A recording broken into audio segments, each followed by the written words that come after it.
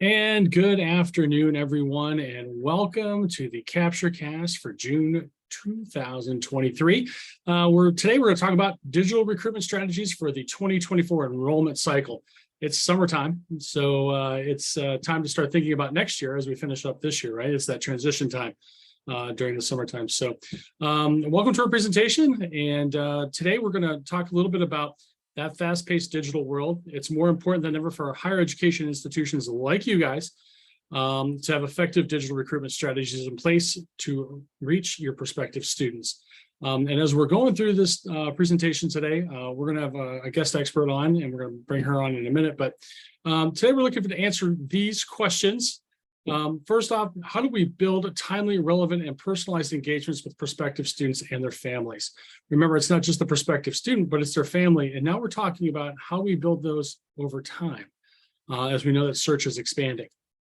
Two, how do we build brand awareness and create value recognition through our digital channels? A lot of times back in the day, I've been in higher education now for 26 years, and I remember digital used to be, oh, there's a billboard, or we would do something on television, or we would print something in the newspaper. But the digital channel has really taken off, and it's able to reach more people, more specific people even, than you ever before. So how do we build that brand awareness over time? And lastly, what are those segmented, multi-layered strategies for success? We're going to give you a few things today that you'll allow to take back to your office and kind of make sure that A, you're doing those things, and two, and if you're not, maybe be able to do those things today. So a little bit about us. For those of you who are new to the Capture Cast, welcome. We are glad you are here. Capture is the higher education's leading recruitment marketing company. We make everything related to recruitment marketing easy and fun because we've been defining higher ed recruitment technology solutions and services for more than 12 years. And I want to take this back a little bit.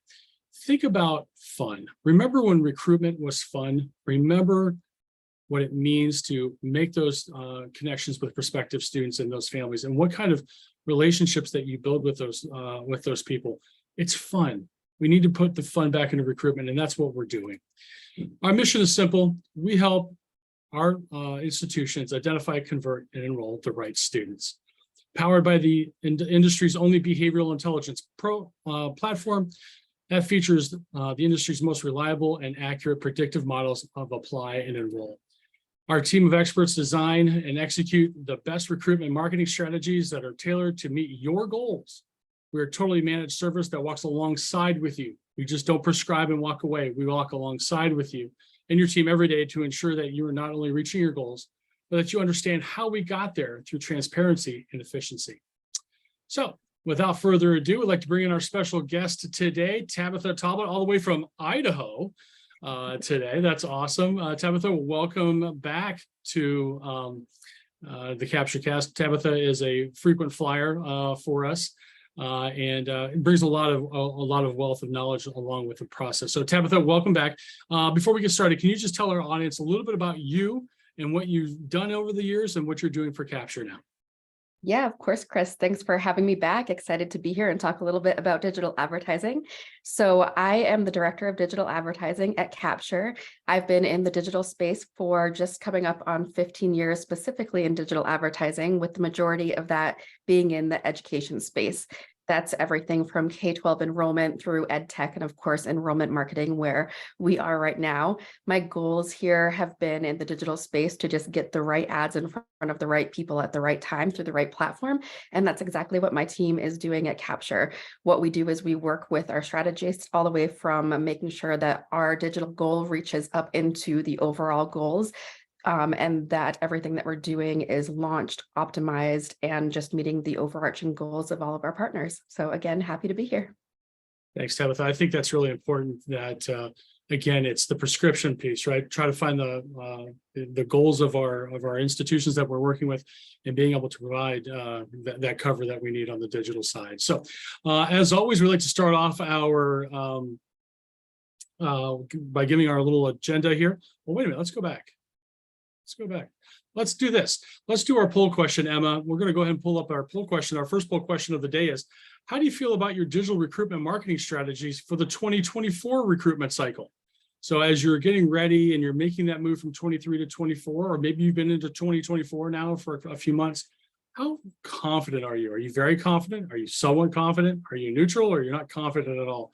Let's talk a little bit about that. And Tabitha, how is the transition from 23 to 24 going with partners? Is it easy this year? Is it easy this year, or is everybody kind of like, what do we do next? Yeah, I think people are freaking out about some things, especially related to platforms and privacy. But we've been taking all those learnings from last year and really moving them into and enhancing all of our offerings for 24. So excited about it. Yeah, I think even people are looking beyond 24. They're looking at 25 and 26 at the same time, right? Yep. What is new? What is up and coming? That's great. Emma, let's see some results here. Okay, so most everybody's neutral right now. They're unsure and they have mixed feelings about it. And hopefully by the end of today, we give you some tips and some pointers. And you're always more than welcome, obviously, to give us a call, and we'll help you out with that. So thanks, Emma, for that. Today's agenda, we're going to kind of run through that really quick for you. Obviously, we're going to talk about the importance of a digital playbook. I think before you can do anything, you've got to have a plan. And what goes into that plan, and how do we execute from there? We're going to talk about search engine marketing trends. There are some new search engine marketing trends that are out there. And I think it's important that we talk a little bit about that. And as Google display changes all the time, it's important to have that. Digital display advertising. How do we do digital display advertising? What are some of those cool things that we have in store moving forward in digital display? We're talking about that trendy social media again. So we're always talking about the Facebooks and the Twitters and the TikToks, but what else is out there right now and what's coming up? There is some movement there. We're going to talk about social web and email retargeting a little bit as well. And at the end, we're going to talk about measuring and optimizing your efforts. So as always, in any plan, what do we have to do? We have to measure what we're doing and provide ROI, right? So we'll get to that too. The digital multi-channel engagement journey for prospective students typically begins with awareness and discovery. So when we look at this slide here, this is a multi-channel journey.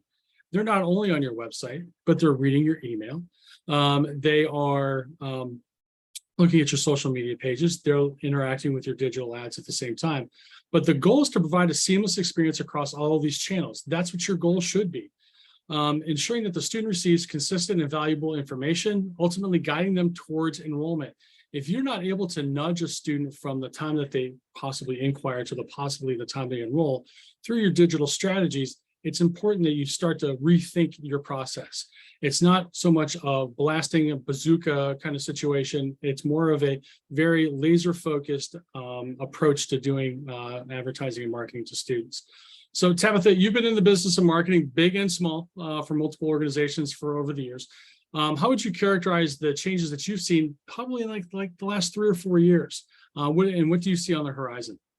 Yeah, for sure. The first thing I'll say is the digital space is always changing, so we could talk about this forever, but to talk through one place that's really top of mind for everyone right now is how we're targeting those under 18 students.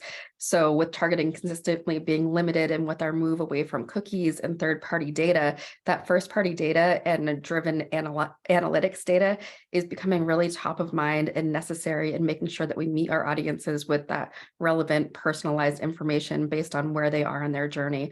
So this is where we're really making sure that we're using our first-party data, our list-based digital marketing, our retargeting efforts that we'll get into a little bit later to make sure we're still reaching that audience that they really are trying to limit our targeting options for. I think it's kind of important that at the same time to kind of think about all these channels that are out there, right? I mean, I think there is so much that is out there right now, and establishing a positive digital engagement experience can really set the stage for future relationships with your institution. And you got to think beyond just enrollment, right? You have to think beyond just the freshman year of enrollment. You're talking about creating a relationship that could last a lifetime. They become alumni in the future. And it's interesting that a lot of organizations are starting to think that way. They're not just recruiting freshmen, they are recruiting graduates, they're recruiting alumni. And starting off with a digital approach is a great idea. So let's talk about creating that playbook. Before we can get into some of the more exciting pieces of digital marketing, I think we need to spend a little quick moment about discussing the importance of having a digital playbook. The digital playbook provides structure, guidance, and strategic approach to their recruitment. So when we look at the the digital playbook, it identifies short and long-term goals for your team. I think that's important. It helps create segmented and multi-layered strategies. Again, we're going to talk about multi-channels here in a little bit, but also provides that framework to measure and optimize your efforts. Again, measuring and optimizing as you go. We've talked about it in previous Capture Cast where we kind of set it and forget it. We put something into play and we let it roll out through the entire recruitment process. And then in June the following year, we're like, did that work? And the answer is, probably not. The beauty of digital is you can make a change on the fly. So how are you optimizing as you go? And does it align with your marketing recruitment efforts, with your recruitment cycle? You can really line things up to provide that authentic and relevant information. So Tabitha, when it comes to creating a plan with the institutional partners and even outside higher ed, when you were working outside of higher ed too, what types of strategic pieces of information do you and your team need to help create the best comprehensive approach to a digital playbook? Yeah, thank you. So to reiterate that, plans are absolutely key. And at Capture, we're really making sure that we're planning to make sure that we are doing the right efforts at the right place in the student journey, but also taking all that learning in real time to, like you said, optimize and make sure things are going the way they need to go. So our digital team creates these plays across all populations and all calls to actions. And then these plays not only outline what digital platforms and strategies we need to meet each enrollment goal, but also really allow us to give insight into what results can be seen across plays in terms of not only digital analytics. It's always fun to talk about clicks and click-through rates, but really in terms of those hard data like inquiries, applicants, and deposits. So we can say this play leads to, generally speaking, this many inquiries, this many applicants, this many deposits. And then as we go through all the cycles, we can reassess those and make sure that we're really moving those plays around and aligning them to just continue to reach those goals that we're working through. Isn't it interesting though, when you talk about creating goals, when we talk with prospective partners on the phone, we're talking about, what their needs are. Everybody's needs are different. Everybody wants, oh, I want more. Well, more of what? Do I need more inquiries? Do I need more applications? Do I need a better GRE scores? Do I need better LSAT scores? Do I need better ACT scores? Whatever that is, whether it's grad or undergrad. Everybody has a goal in their mind or a few goals in their mind. At the end of the day, they're wanting to enroll the best students in their programs and hopefully fill those programs appropriately. But I find it interesting that each one of those goals can have its own playbook. And each one of those has its own set of ideas and multi-channel effects. And it can really, you could get lost in it, right? Am I right in saying that? And trying to keep focus on it. So how do you kind of keep everybody focused in on the one or two goals, or maybe they have 5 goals, but keeping it within reason? Yeah, it's really focusing on taking that goal, and that's where we build out what the strategies are that go into that goal. And what you're talking about too with my multi-platform strategies, I think it's really easy for people to focus on the avenue that's going to get them the biggest hard inquiries. And they're not thinking about how all of the different avenues work together to make sure that your brand awareness is leading into your inquiry gen and then is leading into your app gen, and how those all work together and not just as standalone items. Yeah, because there's a lot of people out there thinking, well, if I just do brand awareness, it's a small B and not the big B, right? Or the small M in marketing versus the big M in marketing, and then being strategic in those little plays to get to the applications or to the acceptances. That's awesome. That's really good information, because I know that when I first started doing digital and we started when I was on campus, we were thinking big time, let's market to everybody and let's just spend a lot of money and we'll figure it out later kind of situation. That was always the way we did it in the past. We'd buy 500,000, 600,000 names and we would send out 300,000 search pieces in the mail. We do direct mail that way. You can still buy the 500,000 or 600,000 names. That's fine. But now you can really target in and say, okay, well, these kids in Erie, Pennsylvania are going to get this, and these kids in Idaho are going to get this, and these kids over here in, Chapin, South Carolina are going to get this. And the message is kind of the same, but it's not. It's targeted at who those students are. So I think that's an important thing to keep in mind too, because that can inflate your budget. And we'll talk about budgets here in a little bit, but things cost money, right?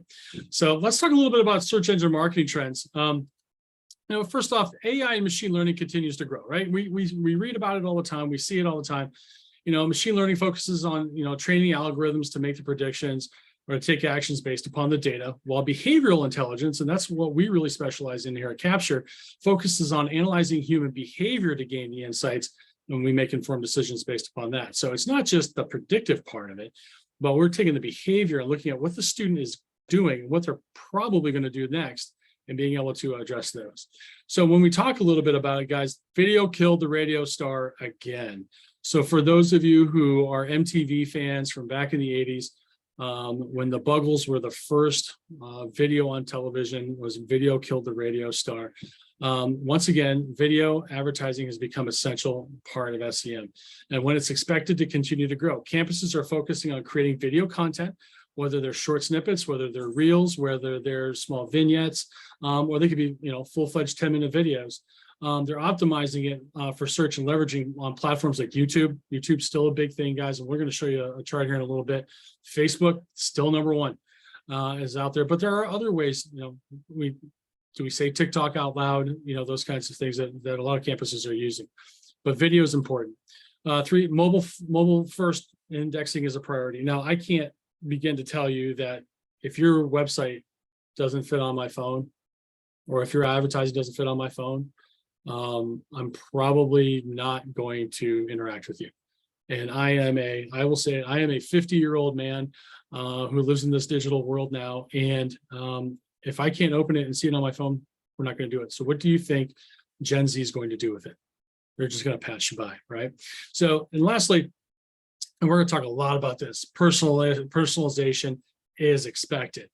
Personalization search engines are becoming more sophisticated in their ability to provide personalized search results based upon the user's history, location, other factors. We know that.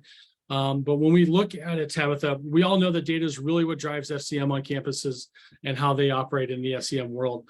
Because behavioral intelligence is the next generation of AI and machine learning, right? It sits above.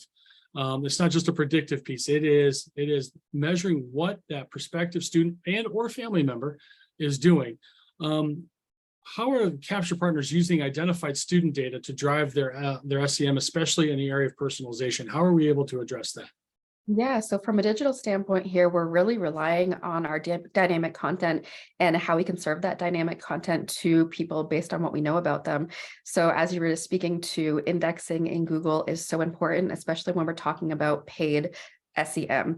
So that Google and any other search engine is indexing not only our ad copy, but how that aligns with the copy that's on the landing page that we're bringing people to. The worst thing that you can do is send people to an irrelevant landing page, and a landing page that doesn't align with your ad copy. What that does is it drives up your ad spend and it makes you not competitive and brings you down in your search engine rankings. So that's where we're really able to come in and understand who the students are that we're bringing in, where we're bringing them, and what dynamic content we can feed them to make sure that we're still ranking with search engines and coming up on top of the page. What's really interesting too is when we talk about how we help with those rankings with those keywords and all that other stuff too, right? Everybody knows that higher education is a keyword or keywords, right? Or campus is a word, those kinds of things. But how you play it on the ad and where you play on that, we're going to talk about that in a minute, really takes into account the amount of work that we do behind the scenes in understanding the data and understanding the results as we build out content, right? Because content is king as we go through. So let's talk about digital. First off, when you're doing digital stuff, compelling visual has to be there. Create visually striking and engaging display ads to grab that attention. It's not just a billboard anymore, folks. You need to incorporate strong attention-grabbing headlines, clear messaging. Try to get it done in 8 to 10 words, probably still at this time, depending upon the type of ad that you're running. But make sure you are visually captivating that prospective student, their family, and amidst all of the clutter that's out there. And I call it noise, right? There is a ton of noise out there right now, because every time I pick up my phone, and I go into Twitter or my Facebook page, there's all kinds of ads, or, if I'm in my email or whatever, there's all kinds of ads. So I think it's important that having a distinct, clear message in how and what your call to actions are are important on your ads. 2, personalize and target your messaging. Again, the beauty of digital is that you can tailor your display ads with personalization and targeted messaging to resonate within your audience. We always talked about segmentation. We've been talking about segmentation since I started in enrollment management back in 1996, a long time ago. There's different segments, there's different messages to different segments, and having that message is delivered at the right time to the right place is important. And then strategic placement of contextual targeting. I think that's really important too. Choosing the right ad placements and leveraging the contextual targeting to reach your desired audience. Identify those important websites, those blogs or the online platforms that are relevant to target your audiences. I think that's really a key feature in this digital ad space. Tabitha, clearly there's a lot to digest when it comes to digital, right? And it keeps exploding every day. I made a mistake one time of Googling, what are the best digital ads out there?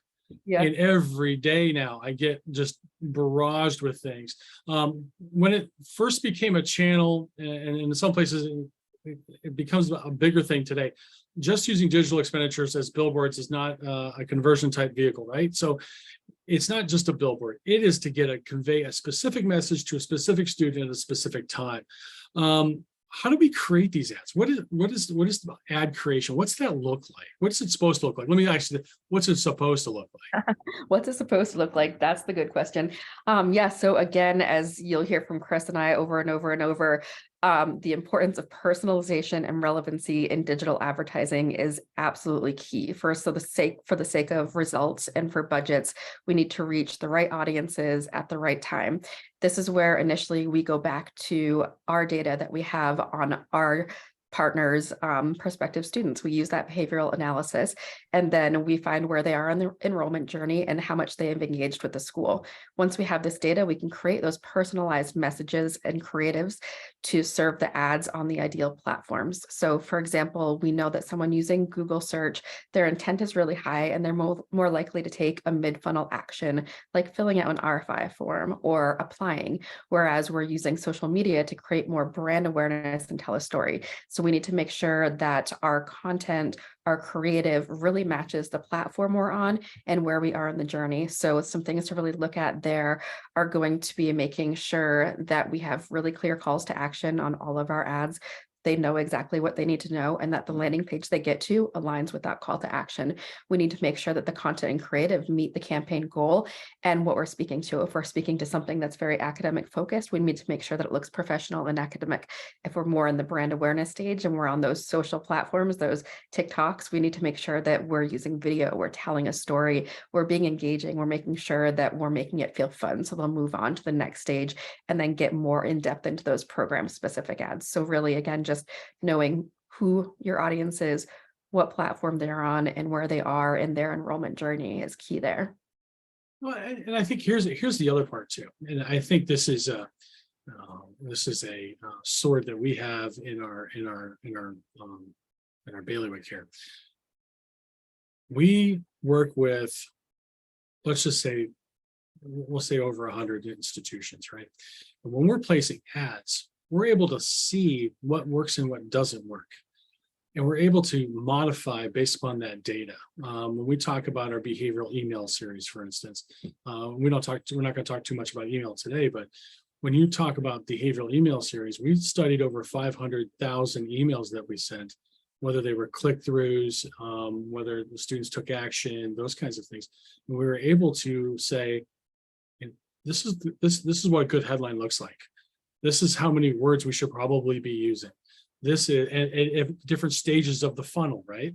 And so it really becomes a data-driven build from that perspective. It's not some cookie cutter thing that, for us anyway, I'll just say for us, it's not a cookie cutter thing that where everything looks the same. Obviously, we're looking at the two images on our screen today right now are images that we use as part of our demo. So it's Faux State and Capture University. But it's when you look at all of our clients, it all looks different. because everybody's a little bit different because we study that data as you go through. And I think that's really important, a really important point. So let's talk about that social media usage, Tabitha. You kind of just clicked on it there for a second.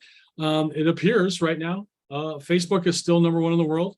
And it still seems to be the biggest, the biggest one that's out there. But things are starting to move around, right? TikTok took off. Instagram is still in there. WhatsApp is in there right now. YouTube, I'm on YouTube all the time for some reason. What do you think 2024 might look like moving forward? What do you think that's going to be? Yeah, I think the first thing to think about when we're talking about social media usage is a lot of people shy away from it because it is so brand focused and you don't see those exact identifications or inquiries coming from that. But you have to go back to that playbook thought where your inquiry gen campaigns more in the search and Google areas are going to be more effective when people are also seeing your messaging in other platforms. I do see a shift obviously in the undergrad side away from Facebook. We're using that more for parent marketing. Some interesting trends we are seeing is, I know we shy away sometimes from saying TikTok, but people are going to TikToks and YouTube, even Snapchat, and using them almost as search engines nowadays. So we're getting that search intent inside of those platforms, which I see is going to move more into intention and not so much in that brand awareness. So you will see more of those inquiries, those apps, and those identifications come from those more brand awareness, fluffier social platforms. And I'm excited to see how that all pans out.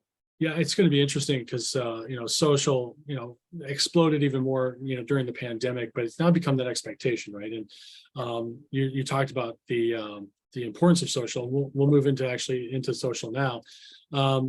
Increased engagement is a big deal. So social media trends right now, short form video is the best way to gain traction right now, and depending upon the message you're trying to get across, where that student is in the recruitment process, whether your brand awareness or you're trying to drive an application or a campus visit, that kind of thing, you need to increase engagement. And short form videos, typically ranging from a few seconds to a minute, can cater to that decreasing attention spans of our social media users. I'm one of those. If I don't hear the right thing or see the right thing right away, I'm off of there. I'm going back to finding a video of a hairband that I wanted to watch, from 20 years ago, right? But I think the other part too is that there's a rapid growth in open source AI platforms, right? So everybody's talking about ChatGPT, and then if you look at it, everybody's got a different angle of using that. But these emerging platforms are also providing material data that we can use at the same time. How can you use? Ask yourself, how can you use chatbots to help your counseling and marketing teams with messaging? You can write more email if you have a basis of what you're going to say and put it into ChatGPT, and ChatGPT can help your counselors make better conversions. Let's just call it that, communications with prospective students. Third, social media saturation is going to happen, right? Everybody's in it. I have 4 or 5 different accounts. Everybody's now in it because that's where everybody is. So just like when television advertising first took off back in the 50s and 60s, this is happening in the social media platform now. There is going to be a ton of noise out there. How do you separate yourself out of the noise? And the word that I can only use is personalization. That's all. That's the word that you have to use. Being nimble between social platforms too. And Tabitha, I think you and your team do great with this. And obviously expectations of greater transparency. Oh, let's go back. I want to touch upon something here. Tabitha, when we're looking at your team working with partner institutions, how often is your team reviewing the data and conversion rates to make those optimizations? Because social media, it's nice because when you do the advertising, you can change it up on the fly kind of situation. How often are you guys making those changes and optimizations? Yeah, the short answer, Chris, is constantly. From launch and optimization, we are just constantly keeping our eye on all of those campaigns. So we start with post-launch and verifications to make sure that everything is actually launched properly. But then we have our real-time dashboards, which give us an eye on how everything is performing up to our industry standards and internal standards. We also have we have notifications that come in at the beginning of every week for every active campaign that we have that tells us if something is underperforming based on our benchmark. So we know at the beginning of every week what we need to dive into and optimize. What content do we need to change? What content is outperforming other content, so we can feed that information back into future campaigns. And then monthly, we do a deep dive into every single campaign that we have running and just look for any tweaks we can do to even the ones that are performing really well. How can we make them perform even better toward their goals?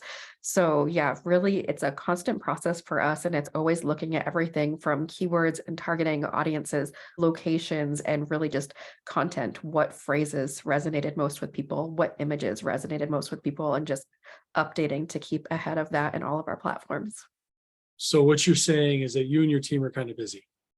Just a little bit. And that, I think that's important too, because not a lot of institutions have giant marketing outfits in their teams, right? So you go to a medium to small size campus, and they probably have like maybe a director of marketing and a social media manager, and maybe they report to the vice president for institutional advancement. They don't even report to the admissions or the enrollment side at all. And with a small shop, it's hard to maintain the necessary needs and checks that you guys do on a daily basis. And I think that's important when you're working with a vendor, is to make sure that they are doing this as much as you guys are, daily, weekly, monthly, quarterly, annually, those kinds of things, to make sure that you're hitting those goals along the way, and making sure that, and this is where that spend really comes in. Spend is a big deal. And you can get sideways really, really quick if you don't know what you're doing, and being able to optimize as you move forward. You guys are doing yeoman's work in your side of the house at the time of it. So let's talk about social web and retargeting a little bit. They do play a crucial role in the college recruitment marketing. They enable personalization, communication. They reinforce brand awareness and nurture prospects and drive conversion. So, nurturing the prospective students, they stay engaged with these prospects throughout their decision-making journey. And I'm going to take this full circle here in a second. From the time that they raise their hand, or the time that we purchase their name as a search person, how are you nurturing your prospective student journey? Because it is a journey. It can be it used to be, the recruitment cycle was anywhere from 12 to 18 months. Now we're talking about 2.5, maybe 3 years, depending upon the prospective student. Personalization and customization, delivering that personalized, customized message to prospective students based on their previous interactions. That's the behavior piece. That's not the predictive model of AI. That's what the behavioral intelligence gives you, being able to be in the forefront of, based upon what the student is doing, what the student is telling you. Encouraging conversion and enrollment. How are you motivating those prospective students to take desired action and move toward the enrollment process? Are you asking them?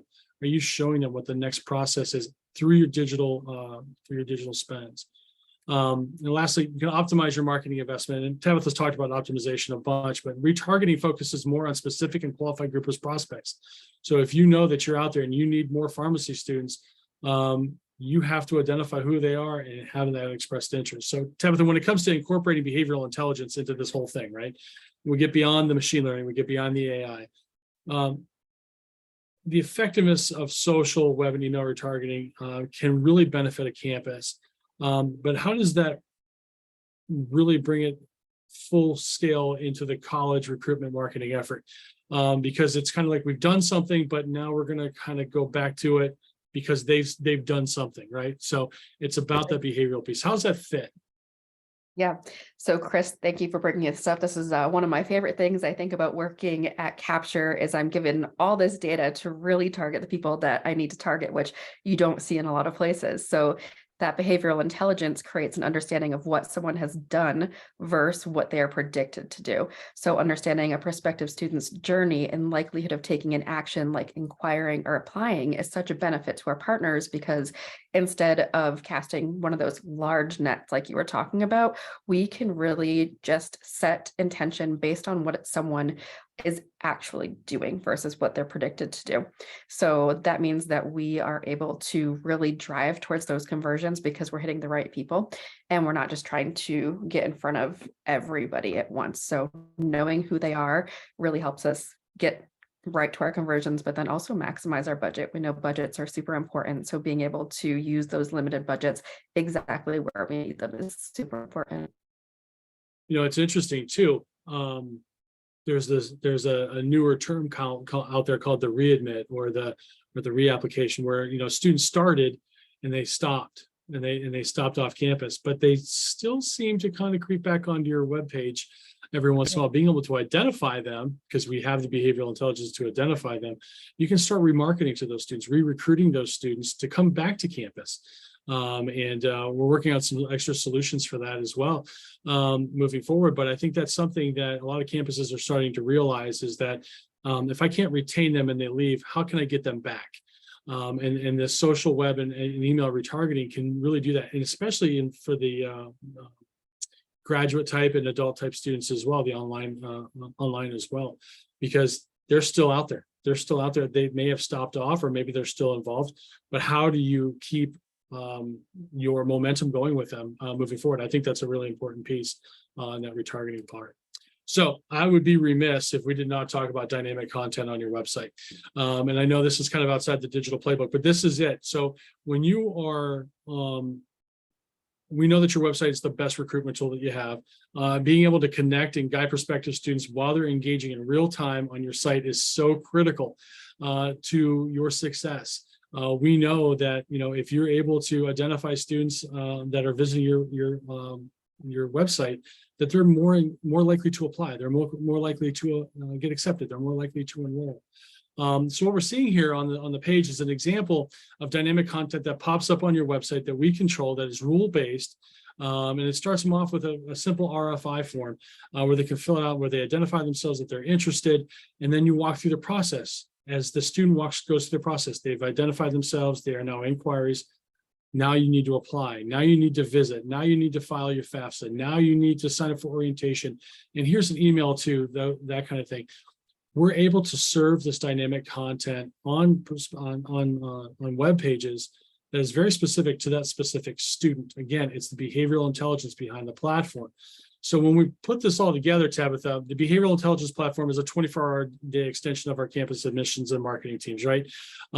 This is when the student has supposedly got done studying at 11 o'clock at night, and now they're on YouTube or they're on the TikTok or they're doing something else. And they, hey, you know what? I'm going to go check out XYZ University. Well, there's nobody there to have that chat bot. There's nobody there to have that chat. They're not going to pick up the phone. Although as admissions counselors, you should pick up the phone 24 hours a day. As a former dean, I suggest that. I'm kidding. But how do how does dynamic content help with the efficiency and effectiveness of your digital channels as moving forward? Yeah, so I think there's a little bit of a feedback loop there. So it starts with, say, they're online searching for this XYZ University in the middle of the night, and they've gotten the exact search term that's leading them to this really specified piece of digital content. Once they reach that digital content and it brings them to the website, they're then going to get served that, again, personalized information that someone is not there to give them in real time, but at any time of the day, they're served exactly what they're searching when they get on the website, and then they're able to then give the information. And then the loop comes in, as once we have the information on them, we know exactly where they are on the pipeline, and we can continue to serve them new digital ads based on that pipeline movement. Yeah, I think that's the really important part, is that it's not just a predictive piece, or like, oh, they're going to put more predictive model kind of thing, where then you can segment the information out. This is actually providing information based upon what the student is doing, what they're most likely to do next. And it's measuring that in real time. It's amazing technology. Let's talk about measurement. I think this is funny. We measure everything, right? Tabitha's talked about data. She does it daily, she does it weekly, she does it quarterly, she does it annually. But you need to define your KPIs that align with your recruitment goals. There are certain metrics out there, such as website traffic, conversion rates, lead generation, but where's the ROI? That's the question you need to ask yourself. Are you able to attribute what you're doing back to that single student, to that prospective student, to that segment of students, per se, whether it's a search list name, or maybe you got a list of schools from a church or something else like that? How do you get that ROI? 2, implement robust tracking and analytics systems to gather relevant data. Use tools like Google Analytics, obviously, and marketing automation platforms like Engage, which we have at Capture. to monitor your website traffic and your user engagement and behavior. It's not enough just to have clicks or website visitors. Anybody can measure that. What are they doing on your website? When are they doing it? What are they looking at? How long are they there? Those kinds of things. 3, implement the attribution model. If you can't say that Johnny visited the website and he's received 4 pieces of dynamic content, and then he got served an email, and then he got served a digital ad, all the way back in those channels through an entire student's journey, you're missing the boat. This is where personalization becomes so very important, and it becomes relevant for everybody. And lastly, capture individual behavior. Anybody can do segments. Can you do it on the individual basis? And I think that's the important thing. Tabitha, we touched upon creating goals at the beginning, KPIs during the presentation. What's the one thing that the vast majority of platforms can't do that our capture stuff can do? When it comes to, especially with individual behavior. When we think about Capture's marketing automation platform, what that does for partners and is able to show the amount of data that they get back, how is that a leg up for creating new marketing strategies? Yeah, I think, again, it just goes back to, we've got this personalized data, we're serving the ads, we're bringing that back and looping it back. And then we're able to just understand, what we do is we aggregate all of this data. We do this quarterly, and we say, for this funnel, what exactly worked? And we go back to playbooks again here, and we take all the data that we've aggregated, everything from, again, our analytic data, which is fun if you're on a marketing side of things, but then that real data of how many inquiries did this play, which was a combination of these different efforts, actually get us when paired with all of our dynamic content, and then all of the great work that all of our strategists are doing. So that's just something that we're constantly doing and analyzing and reanalyzing to make sure that we're always updating what our plays look like and sharing that information out to our partners. What I think is funny, and I'm just going to show it. This is what it should look like, folks. You should know who the student is, where they're from, all this other stuff. They should be scored accordingly. They should be scored accordingly. You should be able to tell when that student was on your webpage, what pages they were. And I'm not giving away all of the secret sauce that we have, because I'm not going to do that. But if you don't have student level attribution for how your student is walking through the process beyond, well, they supplied us an inquiry today, they applied today, they got accepted today, they paid their deposit today. Those are just dates and time.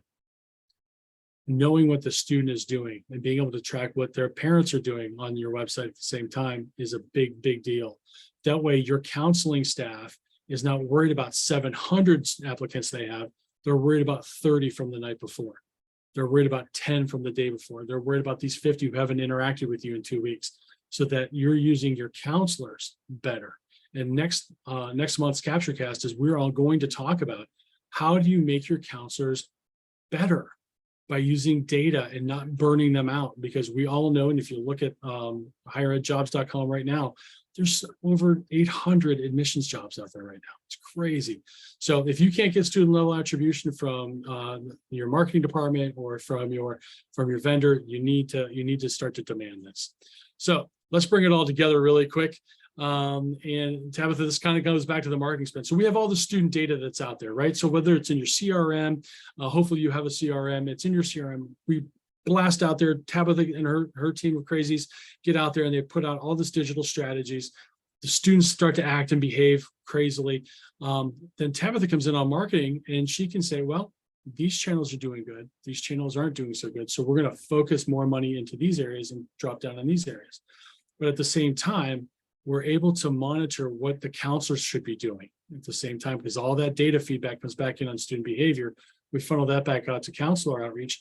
And then there are still a lot of colleges and universities are still doing print and mail outreach, because that's a good way to get in with parents to start with.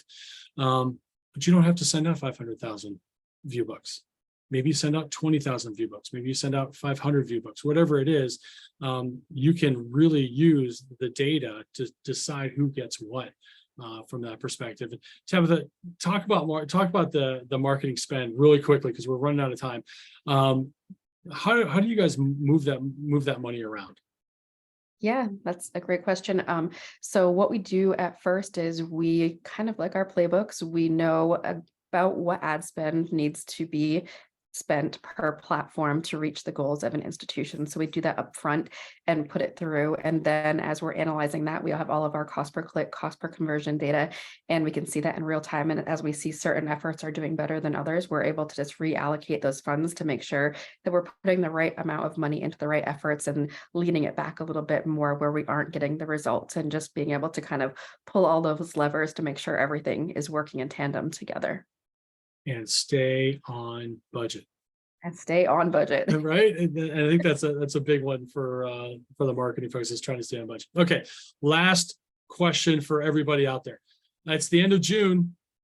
We've got 45 days left until students start to report to campus. How are you guys feeling about your incoming class of 2023? Are you ahead of schedule but cautiously optimistic? I know a couple of schools up there in Northwest, I should say Southwest New York, that are doing pretty well. Are we on target so far? Are we a little behind, but we're not concerned yet? Or are we behind and we're looking for answers? Hopefully everybody is in the top two, or even the top three. I think the top three, you still have time to make it, but you have to do some things pretty quickly. So go ahead and give us the results there, Miss Emma. Cool. Okay. Everybody's in the top three. That's awesome. A little behind, but not concerned. That's only 2 out of you guys. And then we're on target so far. So that's great. Good deal. So as we get through our takeaways for this week, families can expect timely, relevant, and personalized communication. I think we can't say that enough. Meet them where they are, when they are, and focus your communications on what they want to do based upon their behavior. To understand the difference between AI, machine learning, and the behavioral intelligence. There's a difference between predicting and then knowing what the student is doing and understanding what they're doing and where they're going to be next in your process. And lastly, measure, optimize, and measure again. Do something, measure it. Tabitha's doing it all the time for our clients, but you have to continue to measure what you're doing. Everything from your marketing to your admissions team, all the time. Make sure that you're doing the best you can with the resources that you have. So catch us next time, Thursday, July 27th at 2:00, when we're going to talk about enabling your counselors for success in 2024 by using the power of data. I think it's important that we have that conversation to help everybody get through burnout. And as you guys are bringing on new staff this year, that we'll give you some great pointers, and we'll have some great guests as well for that too. So until next time, guys, thanks very much for joining us. We really appreciate it. Tabitha, thank you for joining me once again. I appreciate it. And everybody, take great care.